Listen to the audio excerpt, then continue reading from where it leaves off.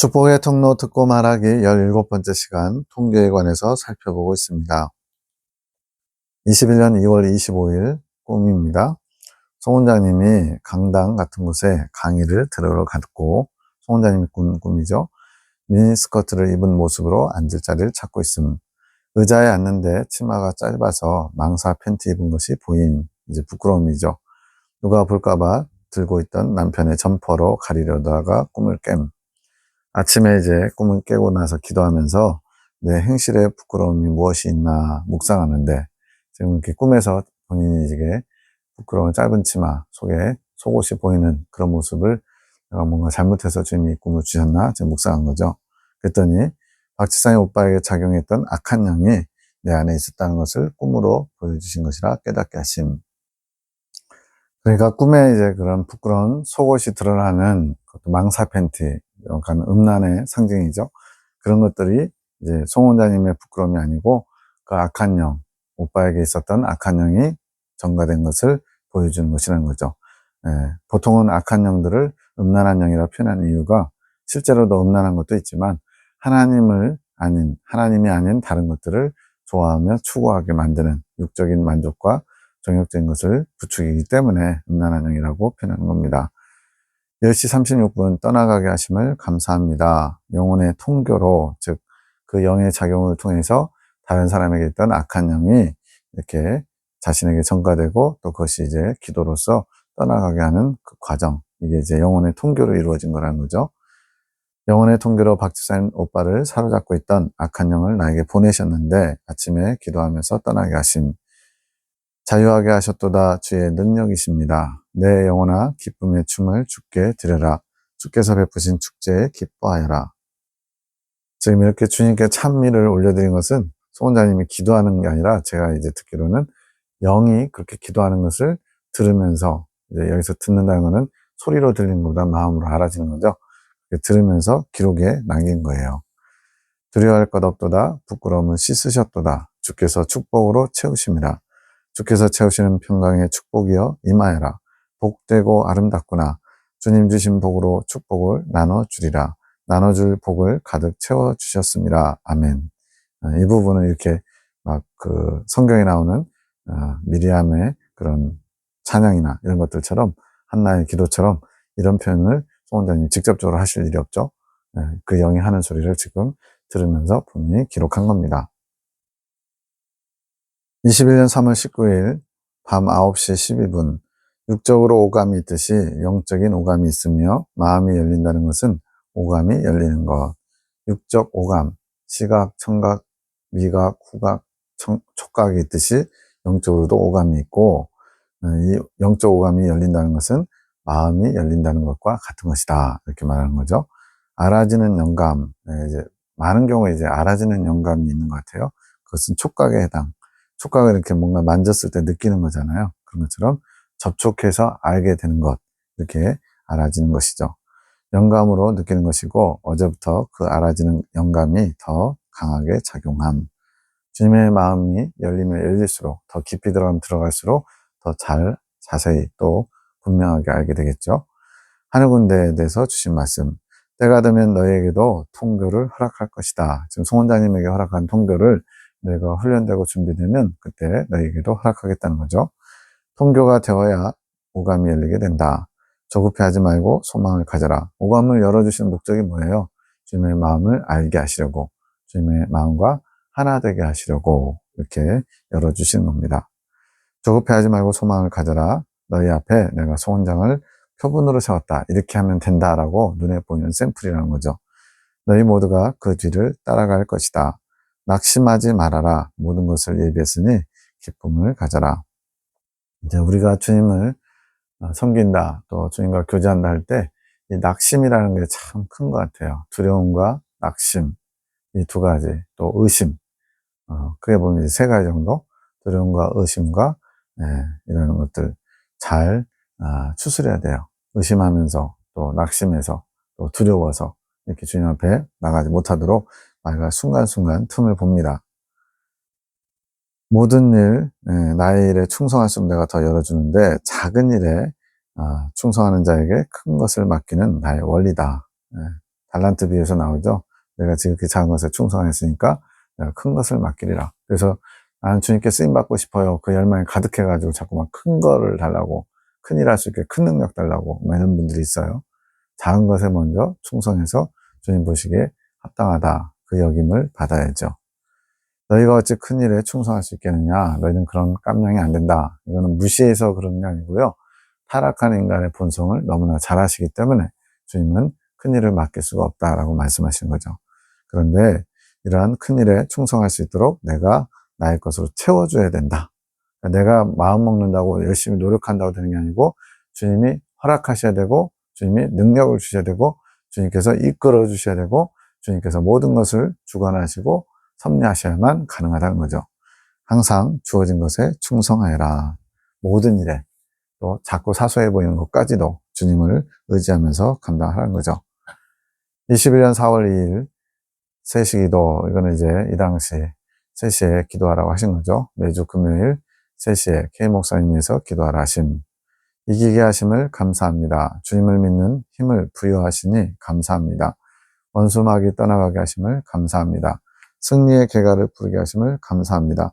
지금 목사님을 위해서 이렇게 주님께서 매주 기도하라고 하셨지만, 믿음으로 기도하지만 그 기도를 받는 대상자가 그 기도에 합당한 반응, 화답을 보이지 않으면 주님도 어떻게 하실 수가 없더라고요. 이게 가장 안타까운 일인데, 중재자는 중재자의 몫이 있고 그 대상자는 마음을 열어서 주님의 뜻에 순종하고자 하는 그런 화답의 자세가 있어야 돼요. 회복케 하신 힘으로 주께 간구하기 원합니다. K 목사님을 위해 매주 금요일 3시에 기도하라 하셨습니다. 회복하게 하셨다는 것은 이제 송원장님 말하는 거죠. 입술에 파수꾼을 세우시고 성령께서 이끄시어 주님을 흡족해 하실 기도를 드리게 하소서.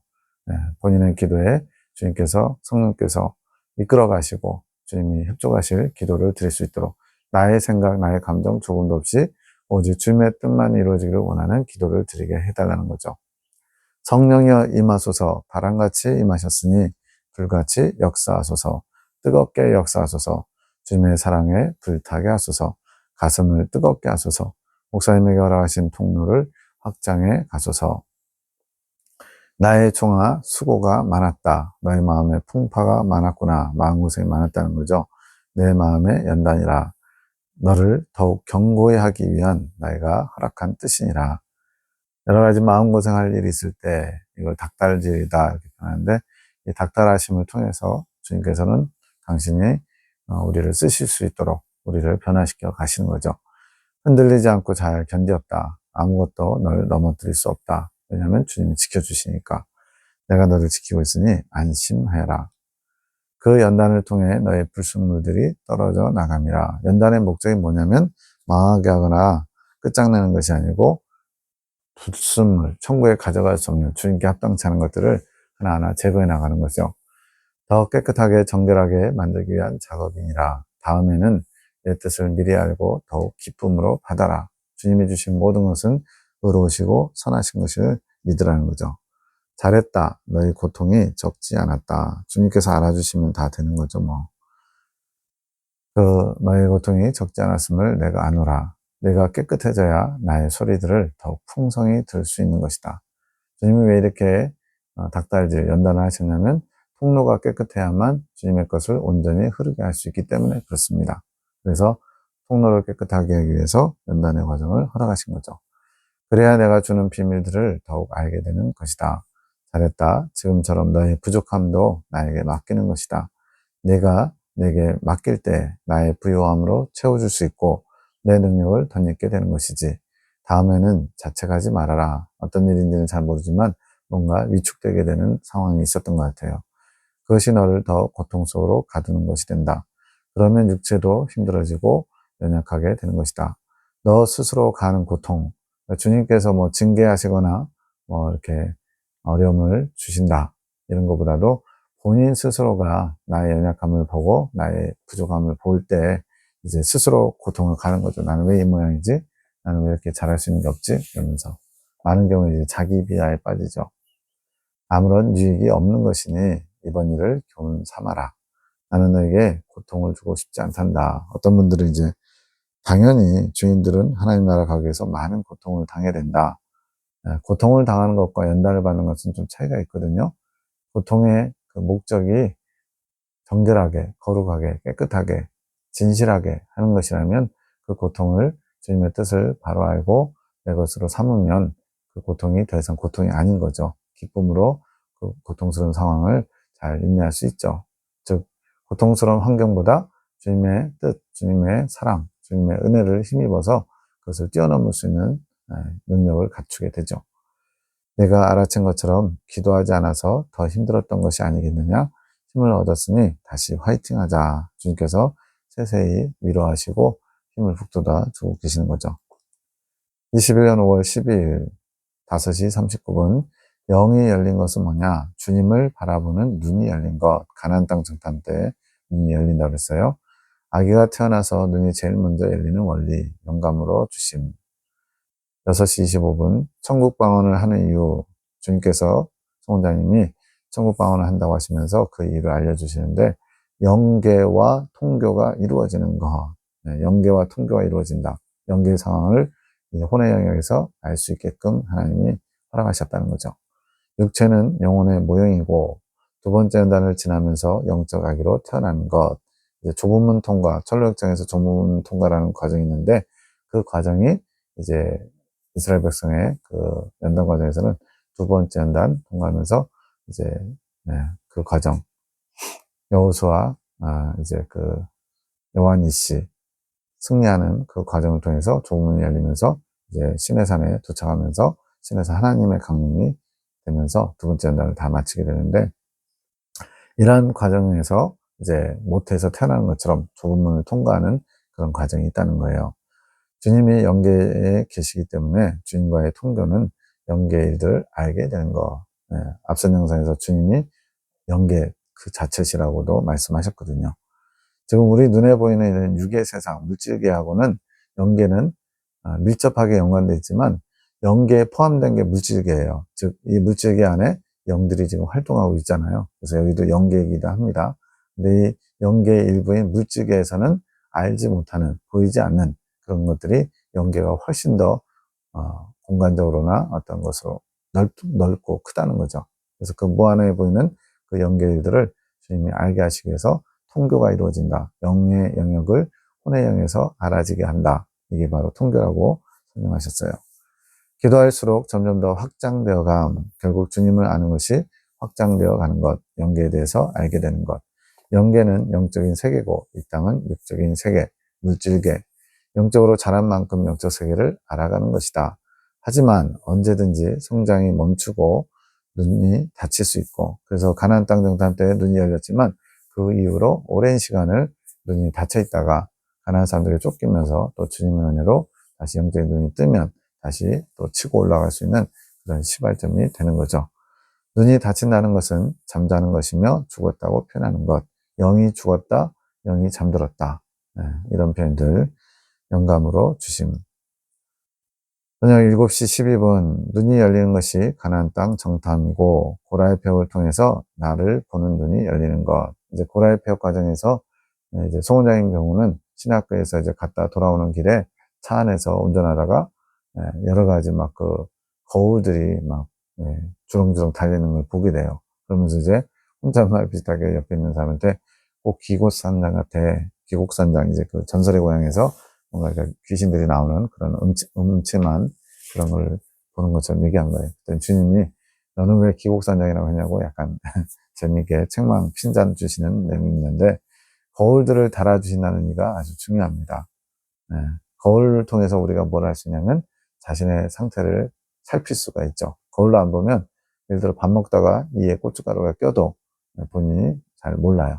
또 뺨에 뭐가 묻어 있어도 밥알이 묻어 있어도 민감하지 않으면 모르고 계속 붙이고 다닐 수 있죠. 이런 것처럼 자기가 어떤 상태인지 어떤 존재인지를 처절하게 깨닫게 하는 것이에요. 그게 고라의 벽 과정에서 성령께서 이끌어 가셔야 되는 나를 내가 주인 되어서 성령의 자리에 내가 자아가 내 육적 자아가 앉아가지고 나를 이끌어가고 있었구나. 이거를 처절하게 발견하게 하는 것이 고라의 폐역입니다. 주님께서 임준사님에게 자신을 보는 눈이 열리게 해달라고 함께 일주일간 기도하게 하시면서 이 고라의 폐역 과정을 지나가도록 이끄시는 거죠. 고라의 폐역을 허락해달라는 기도를 하게 하신 것. 고라의 폐역 내용은 뭐예요? 모세와 아론이 이스라엘 백성들을 이끌어가는데 모세와 아론의 사촌지간인 고라가 레위 지파겠죠. 그가 너희만 하나님과 대면하냐? 우리도 하나님과 대면한다. 그러면서 너희의 그 영도권을 우리에게 넘겨라. 또는 우리도 거기에 지분이 있다. 우리의 지위를 허락해달라. 이러면서 겁박을 하는 상황이었어요. 그게 이제 고라의 폐역이거든요. 그러면서 이제 하나님이 정리를 해버리시죠. 70인의 사람들을 다 한 자리에서 다 땅이 지진 나고 지옥처럼 열려가지고 다 삼켜버리죠. 이러한 모든 것들. 이건 뭐냐면 모세와 아론은 하나님이 이스라엘 백성들을 이끌어가는 성령님을 상징하거든요. 그 성령님의 자리를 고라와 같은 나도 그런 자격이 있다 그러면서 자기를 내세우는, 즉 우리 그 모형을 통해서 우리에게 알려주신 것은 성령이 이끌어가셔야 될 나를 고라와 같은, 내 안에 고라당과 같은 그러한 모습이 있다는 거죠. 내가 지금까지 주도권을 가지고 내 삶을 이끌어오면서 주님 뜻대로 살고 있다고 착각하고 있었구나. 이제 그러면서 처절하게 자신의 모습을, 정체를 이제 드러내게 되면서 이제는 성령님께 자리를 내어드려야지, 모세와 아론의 지위를 인정하게 되는 거죠. 그래서 아론의 쌍난 지팡이, 하나님의 권능이 누구에게 있는지를 드러내시게 되죠. 이러한 과정을 통해서 자신을 보는 눈이 열리게 된다는 겁니다. 임 전사님이 꿈을 꾸셨는데 그 꿈의 내용에서 자신을 보는 눈이 없었다는 것을 알게 하셨죠. 이제 그 길을 나오게 하시는 것, 이제 자신을 볼 수 있도록 길을 인도해 주시는 거죠. 너 자신을 보아라. 그동안은 나의 사랑으로 한 게 아니라, 임 전사님이 이제 학생부, 중고등부 이런 교회 사역을 수십 년간 부교육자로서 열심히 했어요. 정말 본인 말대로 몸이 바스라지도록 열심히 했다는 거예요. 근데 그것이 주님을 사랑함으로 한 것이 아니라는 거예요. 물론 마음은 우리가 주님을 위해서 한다고 하죠. 근데 주님의 관점에서는 주님을 위해서 온전히 한 게 아니라 자기 열심이 많았던 거죠. 너 자신을 보게 하는 것이며 너를 세우기 위해 준비하는 마지막 훈련이니라. 너 자신을 돌아보며 너의 부족함을 보면서 나의 긍휼을 구하여라. 너의 사랑 없음의 부족함을 알고, 여기서 사랑 없음이란 건 우리가 말하는 이런 인간적인 애정이 없다는 것보다는 하나님을 향한 사랑이 없었다는 것. 주님을 사랑한다는 말 그대로 이제 그 간판은 걸었어요. 그런데 정작 껍데기만 그렇고 진정으로 주님을 사랑하는 마음으로 한 게 아니라 자기 열심으로 자기 만족을 이루기 위해서 한 부분이 대부분이었다는 거죠. 너의 모든 것이 율법적이었다는 것을 알아라. 이제 어린아이 단계에서는 이제 율법 단계를 지나와야 돼요. 주님에게 하나하나 어떻게 되야 되는지 일적인 어떤 기준들을 배워가는 거죠. 근데 이제 주님은 내면의 법을 이제 알기 원하시는 거예요. 사랑의 법, 성령의 법, 성령께서 이끌어 가셔야만 이 모든 것을 발견할 수 있거든요.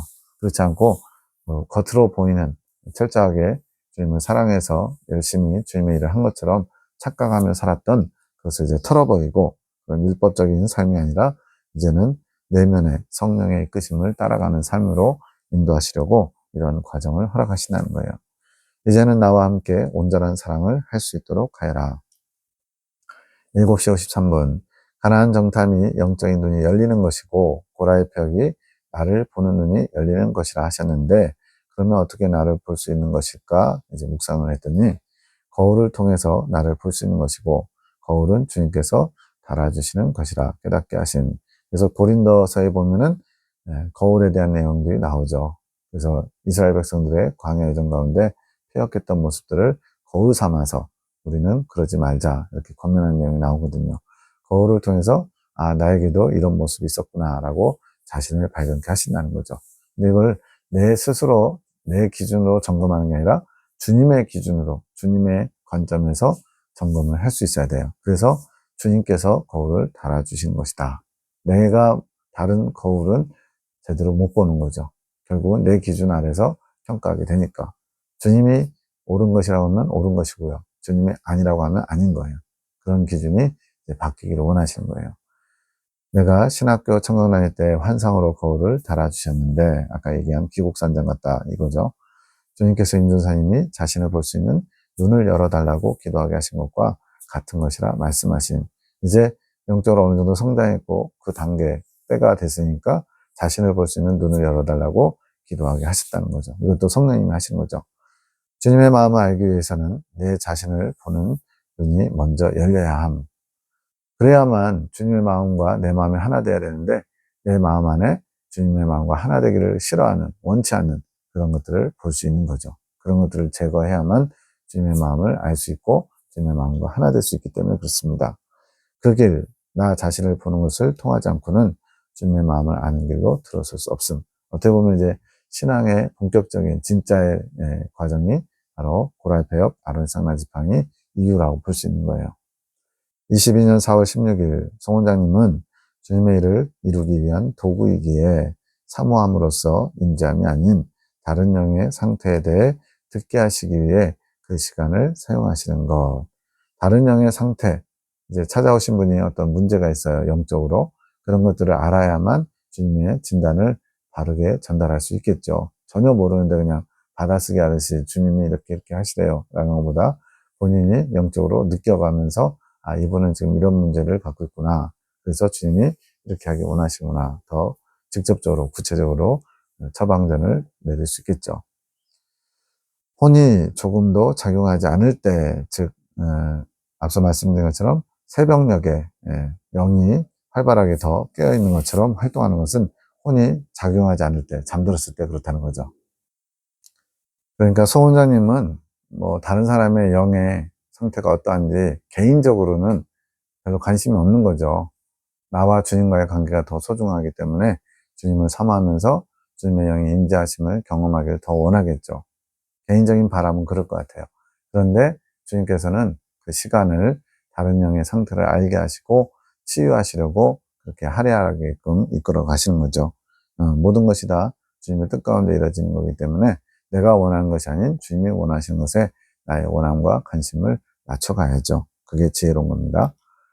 영음이란 주님의 음성이고 영감은 알아지는 거. 영음 듣는 것과 영감이 좀 다르다는 거죠. 영감은 촉각이 영적 촉각이라고도 표현했습니다. 통교란 영이 알고 있는 것을 혼의 영역에서 알게 되는 것. 여기서 정신, 마음, 생각과 감정 이것을 혼의 영역이라고 표현한 것. 이미 앞에서 말했고요. 다른 영과의 통교란 뭐냐?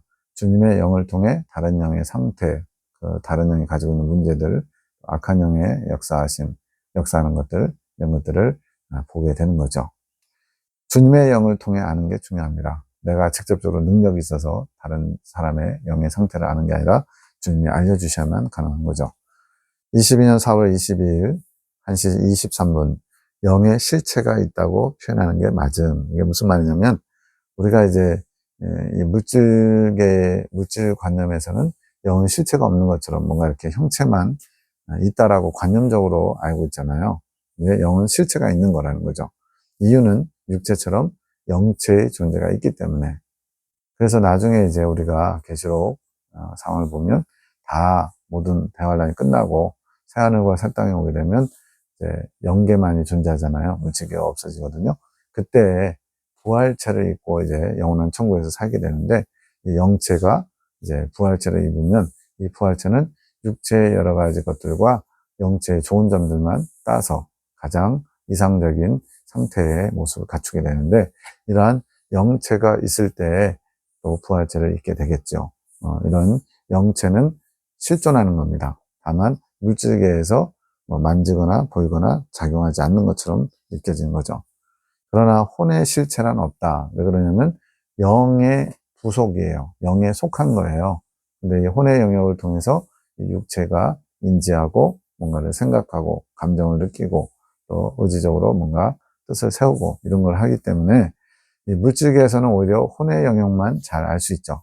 근데 실제로는 혼의 실체는 없대요. 왜냐하면 영의 일부니까 영체에 속한 것이기 때문에. 혼의 실체라는 없기 때문에 영역이라고 표현하는 게 맞음. 영역, 어떤 범위. 실체는 없지만 감각기관으로 존재하기 때문에 마음의 기관에 생각과 감정과 의지가 있는 거죠. 양심도 포함해서.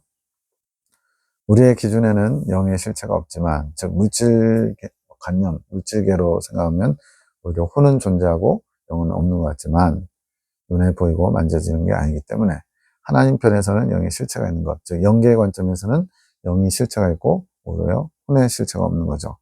그래서 우리는 영의 실체가 있다고 생각해야 함. 실제로 영의 실체가 있고 나중에 영계 천국 가서 살게 되겠죠. 하나님 편에서, 즉 인간의 유한한 공간 외에 우리가 눈에 보이는 물질계, 우리가 바라보는 우주, 이게 전부가 아니죠. 어떤 분들은 이제 천국을 우주 어느 먼 곳에 허블 망원과 같은 굉장히 성능이 좋은 곳으로 천국을 볼 수 있다고 착각하는 분들도 있는데, 천국은 영계에 있는 겁니다. 우리 눈에 보이는 육의 눈으로 볼 수 있는 공간이 아니에요. 그렇기 때문에 그런 건 얼마든지 분별할 수 있어요. 물론 하나님의 특별한 것으로 허락하실 수 있죠. 영안이 열려서 보게도 하실 수 있지만 그렇게 허블 망원경으로 촬영되고 이런 개념으로 접근하면 안 되죠. 이러한 유한은 인간의 공간 외에, 물질 공간 외에 나머지의 공간, 그게 바로 영계죠. 거의 무한대라고 할 수 있죠. 인간의 기준으로 보면. 마빈 포드 선교사님의 책 죽음 저편에서 그 공간, 이게 영계 부분이죠. 그 공간은 인간의 입장에서는 아주 무한한 공간이라고 할 만큼 큰, 물론 하나님 입장에서는 유한함. 그래서 우주의 크기를 얘기하면요, 이건 뭐 우리가 과학자가 아니기 때문에 상상할 수가 없어요. 태양빛이, 빛의 속도가 1초에 30만 킬로를 갑니다. 근데 그 1초에 30만 킬로, 그게 이제 뭐 지구를 7바퀴 반 돈다나요?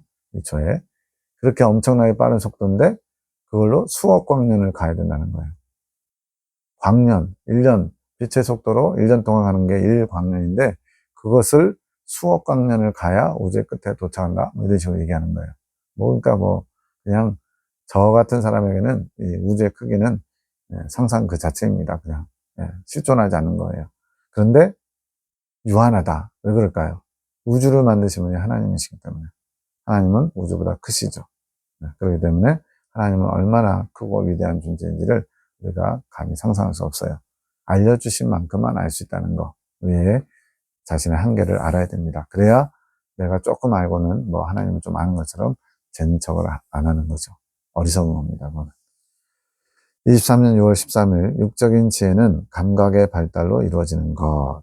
이제 점점 커가면서 경험하고 느끼고 실제로 보고 듣고 느끼면 나중에 그거를 대처할 수 있는 방법이 생기잖아요.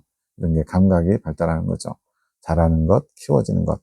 마찬가지로 영적인 지혜 또한 잘하고 키워지는 것. 그래서 이제 창조계시에서는 작은 지혜가 있고 큰 지혜가 있어요.